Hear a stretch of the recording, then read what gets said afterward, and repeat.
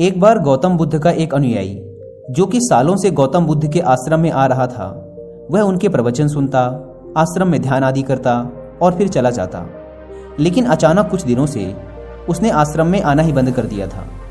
यह बात गौतम बुद्ध ने भी अनुभव की। एक दिन जब गौतम बुद्ध उस गांव से भिक्षा मांगकर वापस लौट रहे थे तो रास्ते में उस अनुयायी का घर भी पड़ा। बुद्ध उसके घर के अंदर चले गए। अंदर जाके देखा तो वह इंसान आंगन में बैठकर कुछ काम कर रहा था।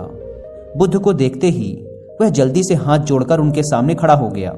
उसने बुद्ध को पीने के लिए शीतल जल दिया और बैठने के लिए आंगन के चबूतरे पर एक चटाई बिछाई। बुद्ध चटाई पर आराम से बैठ गए। फिर बुद्ध ने उस अनुयायी से पूछा, तुम्हारे घर परिवार में सब कुछ ठीक तो है ना? अनुयायी बोला, हाँ भंते, सब ठीक है। बुद्ध ने पूछा, फिर तुमने आजकल आश्रम में आना क्यों छोड़ दिया?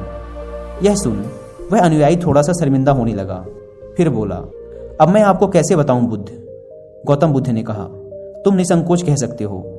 अनुयायी ने कहा, मेरे वस्त्र बहुत ही पुराने हो चुके हैं, वे कई जगह से फट गए हैं, उनमें छेद निकल आए हैं, अब वो बिल्कुल भी पहनने लायक रहे ही नहीं। बुद्ध ने अनुयायी के वस्त्र देखे, वे सच में बहुत ही बुरी हालत में थे, जगह जगह से घिस चुके थे, कई सारे छेद थे उनमें। इसके बाद बुद्ध उठ खड़े हुए और मुस्कुराते हुए अनुयायी के कंधे पर हाथ रखकर बोले, चिंता मत करो, सब ठीक हो जाएगा।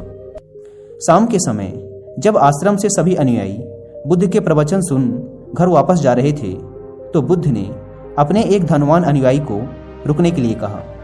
जब सब चले गए तो बुद्ध ने अकेले में उस धनवान अनुयायी से अपने उस गरीब अनुयायी को 2 जोड़ी वस्त्र देने को कहा। धनवान अनुयायी उस गरीब अनुयायी के घर वस्त्र भिजवा देने का वचन देकर वहां से चला जाता है। अगले दिन सुबह वह अमीर अनुयायी उस गरीब अनुयायी के परिवार के हर एक सदस्य के लिए 2-2 जोड़ी कपड़े एक पोटली में बंधवाकर अपने नौकर के हाथ भिजवा देता है, जिसे देखकर उस गरीब अनुयायी का पूरा परिवार बहुत ही खुश होता है। अगले दिन जब वह गरीब अनुयायी दोबारा से बुद्ध के आश्रम उनके प्रवचन सुनने आता है तो अंत में जाते समय बुद्ध उस अनुयायी को रोककर उससे पूछते हैं, क्या अब तुम अपने नए वस्त्रों में आराम से हो? तुम्हें और कुछ तो नहीं चाहिए? अनुयायी ने कहा, पहले तो आपका बहुत बहुत आभार भंते, मैं इन कपड़ों में बिल्कुल आराम से हूँ और मुझे अब और कुछ नहीं चाहिए। बुद्ध ने आगे पूछा, अब जबकि तुम्हें नए वस्त्र प्राप्त हो चुके हैं तो तुमने अपने पुराने वस्त्रों का क्या किया? अनुयायी ने कहा, हमारा परिवार अब से उन्हें बिस्तर में बिछाने और ओढ़ने के काम मिलेगा, अब हम उन्हें ओढ़नी की तरह उपयोग में लेंगे। बुद्ध ने कहा, फिर तुमने अपनी पुरानी ओढ़नी का क्या किया? अनुयायी ने कहा, बुद्ध, मैंने उसे अपने घर की खिड़कियों में पर्दे की तरह लगा दिया है। बुद्ध ने कहा, तो क्या तुमने अपने पुराने पर्दे फेंक दिए? अनुयायी बोला, नहीं भंते, अब मैं उन पर्दों के छोटे छोटे टुकड़े करके उनका उपयोग रसोई में गर्म बर्तनों को उतारने और पकड़ने के लिए कर रहा हूँ। बुद्ध ने पूछा, तो फिर तुमने रसोई के पुराने कपड़ों का क्या किया? अनुयायी ने कहा, अब मैं उनका उपयोग घर में पोछा लगाने के लिए करूंगा। बुद्ध ने कहा, तो फिर तुम्हारे पुराने पोछे का क्या हुआ? अनुयायी ने कहा, बुद्ध, वो पुराना पोछा इतना तार तार हो चुका था कि अब उसका कुछ भी नहीं किया जा सकता था, इसलिए मैंने उस पोछे से एक एक धागा अलग करके दिए के लिए बातियां बना ली। उन्हीं में से कुछ बातियां मैंने आश्रम में दान कर दी हैं, जो अब आज रात से आपके कक्ष में प्रकाशित होंगी। यह सुन बुद्ध अनुयायी से संतुष्ट हो गए। वे इस बात से बहुत खुश थे कि उनका शिष्य वस्तुओं को बर्बाद नहीं करता, बल्कि उनका सही से उपयोग करना जानता है। गौतम बुद्ध हमेशा अपने शिष्यों को बहुत ही कम चीज़ों के साथ जीवन निर्वाह करने की शिक्षा देते थे।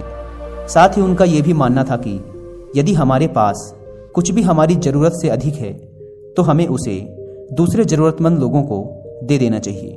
काश हमारी आज की जनरेशन भी बुद्ध का ये संदेश समझ पाए। आज लगभग हर इंसान अपनी ज़रूरत से अधिक चीज़ें खरीद रहा है, केवल लोगों की देखा देखी में और दूसरों को शो ऑफ करने के चक्कर में। आजकल पुरानी चीज़ों को रीयूज़ करना तो दूर की बात है, हम लाई हुई नई चीज़ों को ही पूरी तरीके से यूज नहीं कर पाते। इसका एक कारण ये भी है कि आज की इस मॉडर्न दुनिया में हर रोज़ नई चीज़ें इन्वेंट हो रही हैं, जिससे बहुत ही जल्द चीज़ों का फैशन खत्म हो जाता है और दूसरी नई प्रकार की वस्तु चलन में आ जाती है। आजकल जब हम कोई फ़ोन या इलेक्ट्रॉनिक प्रोडक्ट लेते हैं तो उनमें कितने तरह के फंक्शन की जांच करते हैं, लेकिन एक सर्वे के अनुसार एक इंसान अपने फ़ोन के 60% फीचर्स कभी यूज ही नहीं करता या फिर बहुत ही कम बार उसे यूज करता है। यानी कि अगर वो फीचर्स ना भी होते तब भी उस इंसान का काम रुकने वाला नहीं था। पर यह तो है मानव निर्मित चीज़ों की बात, लेकिन समझदारी से यूज करने की सबसे ज़्यादा ज़रूरत हमारे प्राकृतिक संसाधनों जैसे पेट्रोलियम, नेचुरल गैस और कुछ बहुत ही महत्वपूर्ण चीज़ें जैसे पानी और बिजली को है। आज जब प्राकृतिक संसाधन दिन प्रतिदिन खत्म होते जा रहे हैं, तो ऐसे में हमें भी पूरा प्रयास करना चाहिए कि चीज़ें कम से कम बर्बाद करें और अपने छोटे छोटे प्रयत्नों से इस पृथ्वी को सुरक्षित बनाकर रखें।